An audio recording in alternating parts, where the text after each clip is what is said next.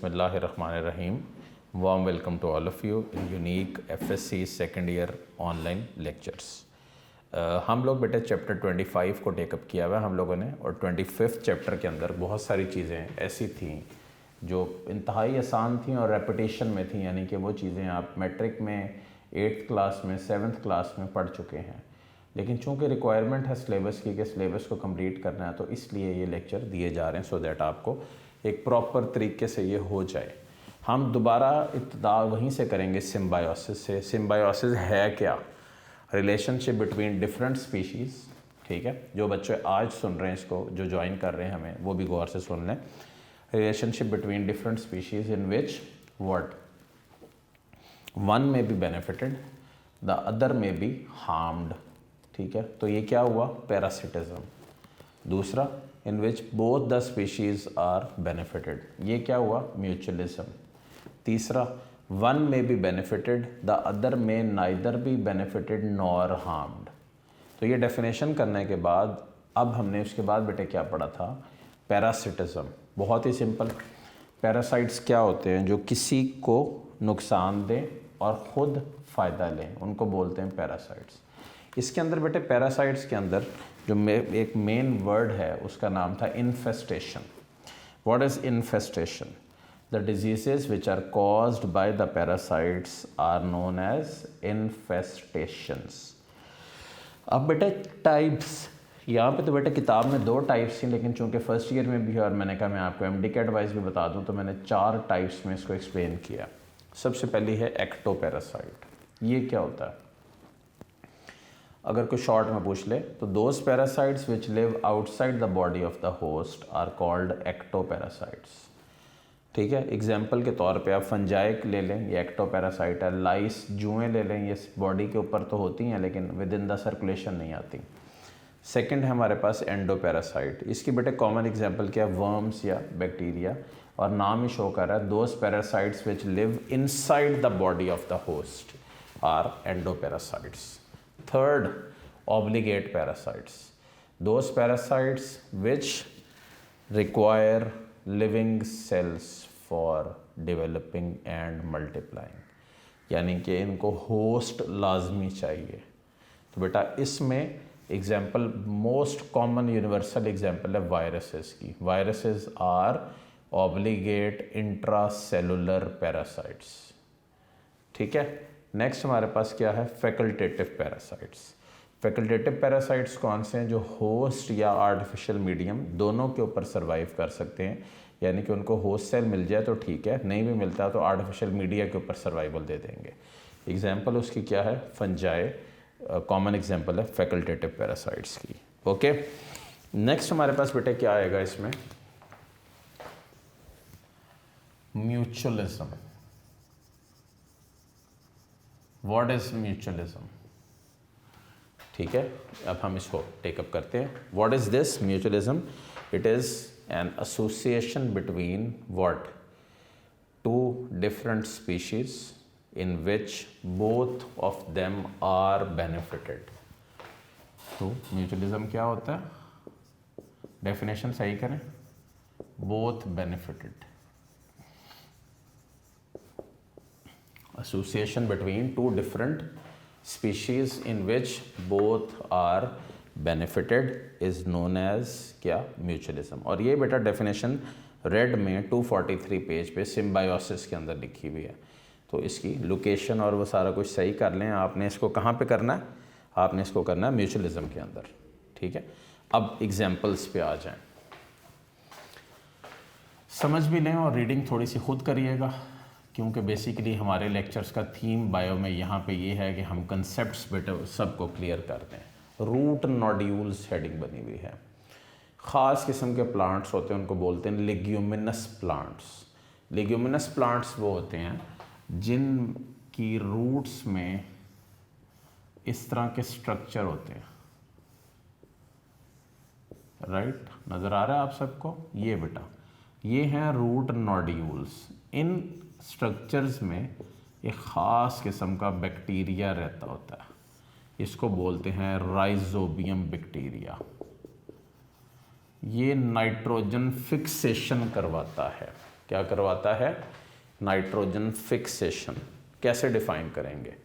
The incorporation of atmospheric nitrogen to make organic compounds for the plant is known as nitrogen fixation। तो rhizobium bacteria और जो legume plant हैं उनकी association का क्या नाम होगा? म्यूचुअलिज्म। क्यों होगा म्यूचुअलिज्म? क्यों होगा? क्योंकि इसमें दोनों को बेनिफिट मिल रहा है और ये आपके सामने है कि ये दोनों यहाँ पे बेनिफिटेड हैं। ठीक है बेटे, ये आपके पास ये हो गया। अब हम नेक्स्ट पॉइंट की तरफ आ जाते हैं। ये आपने पहली एग्जांपल ये कर ली। सेकंड हमारे पास है माइकोराइज़े। पढ़ा हुआ ना 8th चैप्टर फर्स्ट ईयर में। एमकैट के लिए थोड़ी सी रिवीजन दे देता हूँ इसको सो दैट आपका सबका फ़ायदा हो। माइकोराइज़े एसोसिएशन होती है किसके दरमियान में? फंजाई के दरमियान में और रूट्स ऑफ वैस्कुलर प्लांट्स के दरमियान में। पहला MCAT MCQ 95% of vascular plants जो हैं वो इस एसोसिएशन को शो करते हैं। इसमें होता क्या है? इसमें होता ये है कि जो वैस्कुलर प्लांट्स हैं उनको फंजाई क्या करता है? फंजाई उनका एब्जॉर्प्टिव सरफेस एरिया इंक्रीज़ कर देता है, जिसकी वजह से carbon, hydrogen, nitrogen, oxygen in चीज़ों का इनटेक उनका बेहतर हो जाता है। और इन रिटर्न पौधा बेटा उसको मैं अक्सर कहता हूँ रोटी, कपड़ा और मकान प्रोवाइड कर रहा होता है। यानी कि ये सारी बेनिफिट्स हैं जो उसको मिल रहे होते हैं वहाँ पे रहते हुए। ओके, तो ये आपके पास हो गया माइकोराइज़े और ये भी म्यूचुअलिज्म की सेकेंड एग्जाम्पल है। थर्ड देखिए, जिस तरह मैं अरेंज कर रहा हूँ आपने उस तरह ही करनी है। थर्ड है लाइकन। अब लाइकन क्या है? फंजाई और एल्जे के दरमियान में एक एसोसिएशन का नाम है लाइकन। ठीक है, एल्जे को यहाँ पे एग्जाम्पल के तौर पे एल्जे को लिख रहा है फोटो ऑटोट्रॉफ, वो जो लाइट की मौजूदगी में खाना बनाते हैं। तो लाइकन में जो फंजाई और एल्जे हैं उनका बेटे काम इस अंदाज में उसको कैसे अरेंज करोगे? लाइकन जो है ना वो प्रोटेक्शन दे रहे हैं स्ट्रॉन्ग लाइट्स। मतलब लाइकन में जो फंगस है उसका रोल क्या है? Protection from strong light and desiccation. ठीक है, ये प्रोटेक्शन देते हैं। और इन रिटर्न एल्जे को क्या बेनिफिट मिलता है? एल्जे सर्वाइव करता है, तो एल्जे ने भी तो आखिर इसको कोई बेनिफिट देना है, तो एल्जे इसको रोटी, कपड़ा और मकान बेटे प्रोवाइड कर रहा होता है। ठीक है, तो this is how the relationship goes on. Clear हुआ? अब हमारे पास है चौथी एग्जाम्पल इंसेक्ट्स की और फ्लावर की। यहाँ पे मैं एक एमकैट का एमसीक्यू ज़हन में आ गया, वो भी आपको क्लियर कर दूँ। Lichens are very good bioindicators of air pollution. What does that mean? Sulphur की जो पॉल्यूशन होती है उसको लाइकन जो है वो बहुत क्लियरली डिपिक्ट और शो कर सकते हैं। और इन केस अगर जो अपना सल्फ़र की पॉल्यूशन की वजह से लाइकन अपना कलर चेंज करता है तो वो इलाका जहाँ पे होता है वहाँ पे उन लोगों को फ़ौरन पता लग जाता है कि इसका ये प्रॉब्लम है और ये इस वजह से ये हो रहा है। ठीक है, तो ये आपके पास है लाइकन के हवाले से एग्जाम्पल। अच्छा, ये बेटे 4 एग्जाम्पल आपके पास हो गई। अब लास्ट एग्जाम्पल जो हम डिस्कस करने लगे हैं वो है इंसेक्ट और फ्लावर की। 243 की लास्ट लाइन में देखें, the insect gets nectar from the flower, the flowers are able to reproduce because the flowers carry pollen from what? Flower to flower. तो ये पोलन्स को लेके जा रहे होते हैं और वो नेक्टर हासिल कर रहे होते हैं और एज अ रिज़ल्ट वो इसी तरह ये दोनों एग्जिस्ट करते हैं एक दूसरे के साथ। तो दिस इज़ वन रिलेशनशिप जिसको आप इंसेक्ट और फ्लावर्स के हवाले से बोलोगे। ठीक है जी। अब बेटे नेक्स्ट हमारे पास है कमेंशलिज्म। अब वो क्या होता है जी कमेंशलिज्म? पहले तो इसको डिफाइन कर लें। It is an association between two different species in which one of the species may be benefited ठीक है, इन विच क्या वन ऑफ द स्पीशीज में B benefited while other is neither benefited nor harmed. One benefited, second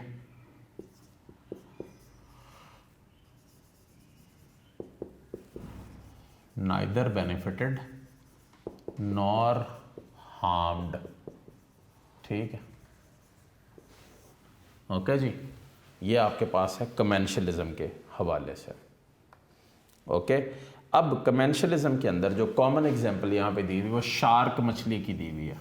shark मछली जेन में आए तो दो word AMCAT के लिए जेन में आने चाहिए। पहला वर्ड क्या है, ये कार्टिलेजनस फिश है।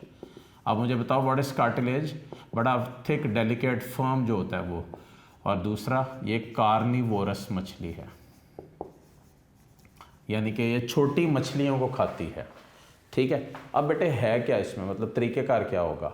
इसमें ये होता है कि ये मछली के साथ एक छोटी मछली अटैच होती है, उसको बोलते हैं रेमोरेस। क्या बोलते हैं, रेमोरेस। अब होता ये अपने सकर्स की मदद से ना, शार्क एक बड़ी मछली होती है उसके साथ जुड़ी होती है। अब शार्क मछली जो खाना खाती है वो उसकी जो स्क्रैपिंग होती है ना, वो साइडों से उसके मुंह के बाहर निकलती जाती हैं।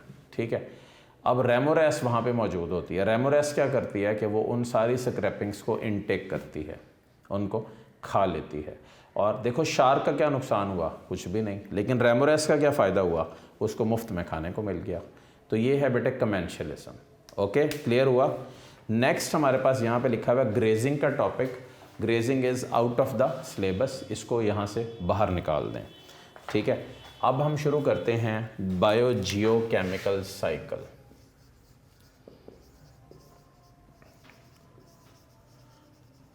अब ये क्या है जी, biogeochemical cycle. Let's define it first ना, फॉर प्रॉपर अटेंशन। मैं सबसे पहले इसको डिफ़ाइन कर रहा हूँ। ये देखें, ये डेफिनेशन से मैं बोल रहा हूँ, ये किताब में है, लेकिन मैं इनको रिफ़ाइन करके बोल रहा हूँ as author of the unique. और कोशिश सिर्फ इतनी है कि आपकी तैयारी को रिफ़ाइन करें हम यहाँ पे। ये हम सब की यहाँ पे यही काविश है कि हम आपको एक बेहतर तैयारी के साथ एक अच्छा इंसान बना के माशरे के अंदर भेजें।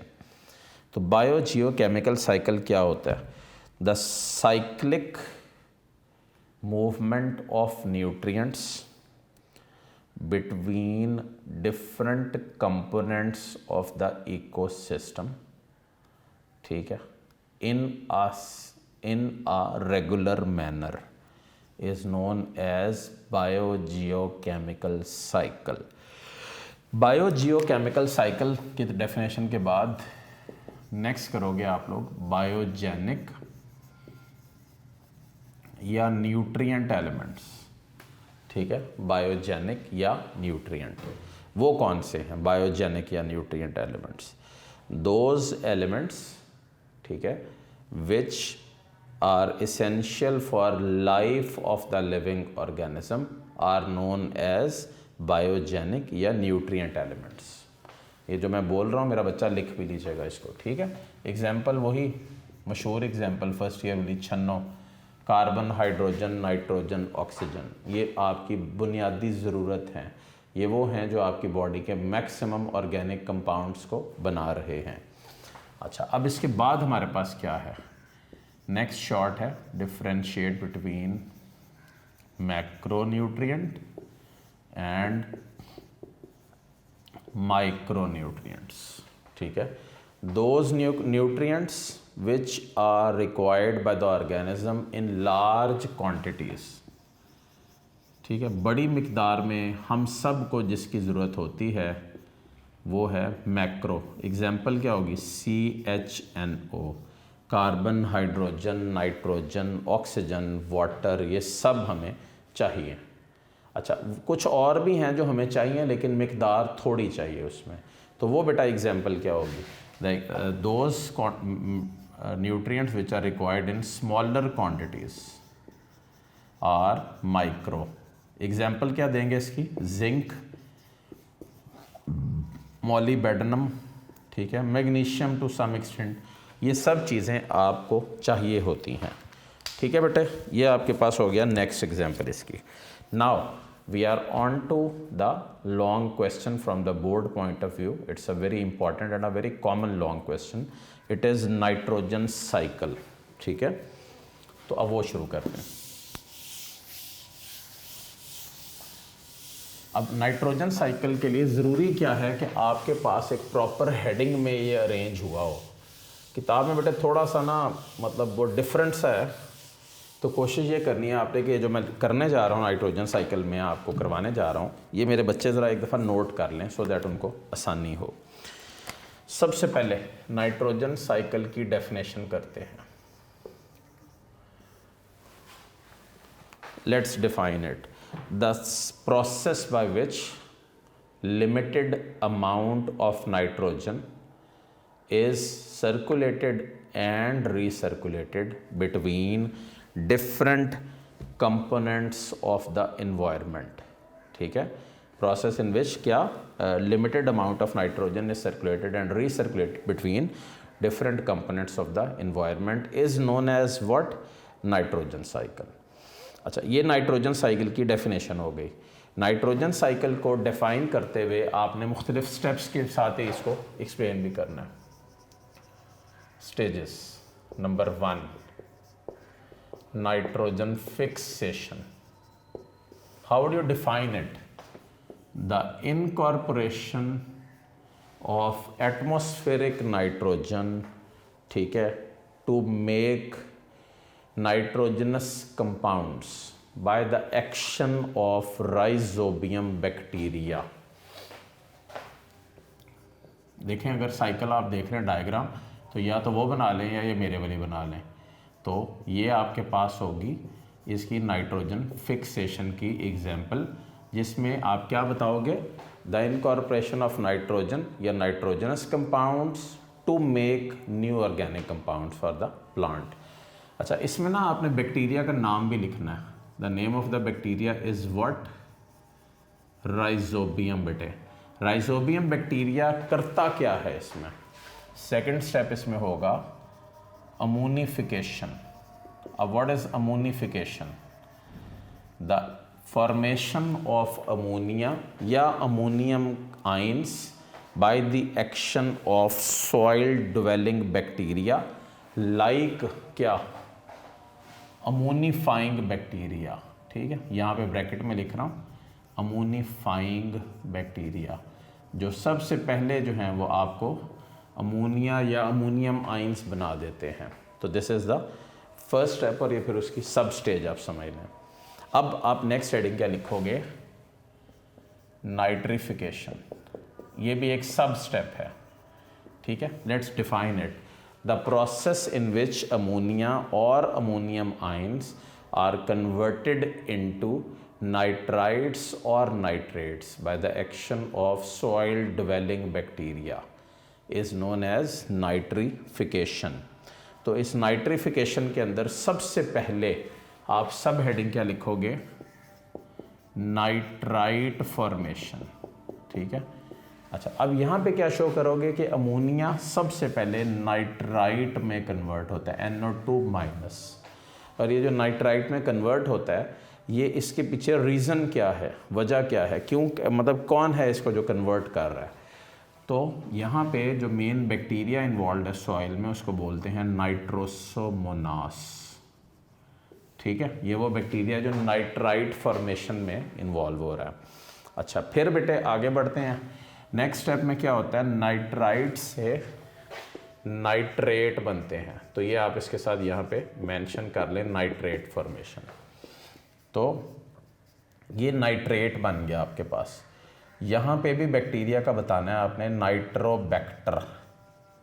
ठीक है, ये वो बैक्टीरिया जो नाइट्राइट्स को नाइट्रेट्स में कन्वर्ट करता है. ओके, नेक्स्ट आपके पास ये तो हो गया ना फर्स्ट स्टेप. सेकंड स्टेप क्या होगा? Assimilation. The incorporation of nitrogenous compounds like nitrates and nitrites within the bodies of plants, animals या microbes is known as assimilation. मैं एक दफ़ा फिर ये डेफिनेशन आपको रिपीट कर रहा हूँ। द इनकॉर्पोरेशन ऑफ नाइट्रेट्स और nitrites within the body of living organisms, that is plants, animals or microbes, is known as what? Assimilation। ठीक है, assimilation के बाद हम किस स्टेप पे पहुंचते हैं? चौथा स्टेप या तीसरा मेन स्टेज होगी डीनाइट्रिफिकेशन। व्हाट इज बेटा दिस? अब अगर आप किताब देखो तो किताब में तो अरेंजमेंट ये है ही नहीं जिस तरह मैंने इसको अरेंज किया है। उसकी रीज़न ये है कि मैंने डायग्राम की बेस पे अरेंज किया जो साइकिल बनी हुई है।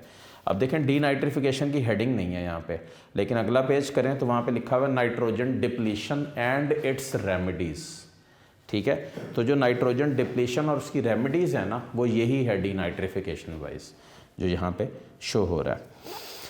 अब what is this denitrification? The natural phenomena को, मतलब नेचुरल प्रोसेस को फिनोमेना बोलते हैं। The process in which nitrates और nitrites from the dead bodies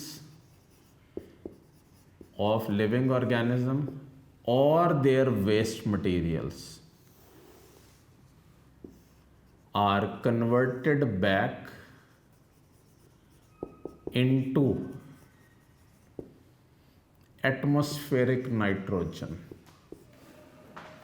ठीक है, by the action of denitrifying या anaerobic bacteria is known as what? It is known as denitrification। फिर सुन लें, the process in which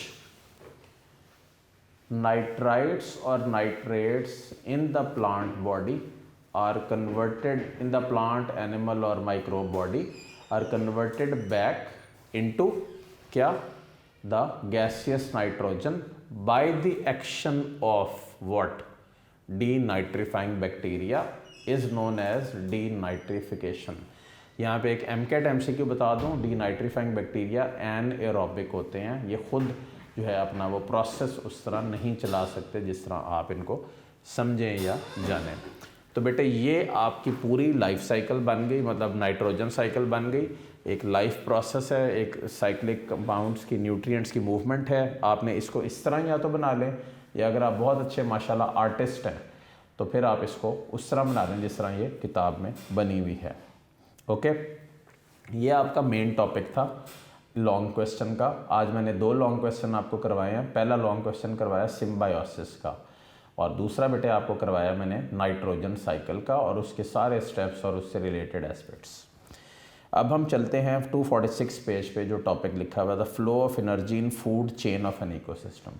ये topic directly smart syllabus का हिस्सा नहीं है, तो टॉपिक तो डिलीट है, लेकिन कुछ चीज़ें बड़ी इंटरेस्टिंग हैं और बहुत ही सिंपल लिखी हुई हैं। तो एक दफ़ा ज़रा उनको गो थ्रू कर लेते हैं। जैसे कुछ वर्ड्स हैं जो और भी कई जगह पे ना यूज़ हुए हैं जहाँ पे सिलेबस शामिल है। बायोमास, ये बेटे आना चाहिए आपको ना, ये तो वैसे भी आना चाहिए। The total amount of living matter present in the ecosystem at any level is known as its biomass. ठीक है, तो total amount of living matter जो किसी एक लेवल के ऊपर मौजूद है इकोसिस्टम में, ये क्या है? बायोमास। अब ना कुछ MCQs। पहला MCAT MCQ, the ultimate source of all the energy in the ecosystem is number 1 सन। ठीक है, तो हमारे पास जो लाइट पहुंच रही है, सोलर एनर्जी जो आ रही है, वही हमारी अल्टीमेट सोर्स है। Number 2, 1% of the total energy is trapped by the producers in the ecosystem. ठीक है, जो टोटल 1% एनर्जी है वो ट्रैप होती है और 99% एनर्जी वापस रिफ्लेक्ट होके चली जाती है पत्तों से इन्वायरमेंट में। अब आप ये सोचो कि वो जो 1% एनर्जी प्रोड्यूसर हासिल करते हैं सूरज से, उसी के ऊपर वो कंज्यूमर भी डिपेंडेंट है, उसी के ऊपर डीकम्पोजर भी चल रहे हैं। यानी कि कायनात का निज़ाम सूरज की सिर्फ 1% लाइट पे जारी है। सुभान अल्लाह, ये देखें ना कितना अल्लाह का कैसा निज़ाम है, इंसान सोच नहीं सकता इस निज़ाम को। सुबह होती है, रोशनी होती है, साथ ही अपना लाइट आ जाती है और साथ ही वो सारा प्रोसेस शुरू हो जाता है, वक्त गुजरता है, वो प्रोसेस ख़त्म हो जाता है। सोचने की बात है ना कि कैसे वो ज़ात वो कायनात को चला रही है और किस अंदाज में सारा इकोसिस्टम अरेंज्ड है, नो डाउट। अच्छा बेटे 247 के ऊपर एक दो MCQs फिलिंग द ब्लैंक्स लिखे हुए हैं। A short food chain of 2 to 3 links supports a community more efficiently than a long chain of 5 links। ठीक है, एक शॉर्ट फूड चेन जो 2 से 3 लिंक्स की होती है सिर्फ, वो एक स्टेबल कम्युनिटी को शो कर रही होती है। ठीक है, now let's move on towards the filling the blanks etcetera. Chapter आपका कंप्लीट हो गया। A group of similar organisms living together in space and time is called population। Number 2, organisms which can synthesize their own food are autotrophs। Animals etc which depend on green plants for their food are called heterotrophs। True false पे आ जाएं। Different places when you study only one population it will be synecology। Answer is no, it will be horticology। Abiotic component include all living component, no all non-living components। ठीक है, और third MCQ को, third filling the जो आपका true false है उसको cross कर दें। Fourth, the animal that is caught and eaten is the predator, ये सही नहीं है, वो प्रे होता है। फिर last, endoparasites live inside the body of the host, yes it's correct. The study of relationship of organism to their environment is known as क्या, ecology. पहला MCQ। दूसरा, group of individuals which can interbreed and produce organisms of their own kind form a species। When a non-living and living interact to produce a stable system in which exchange of materials takes place, it forms ecosystem। Living organisms which can prepare their own food are producers।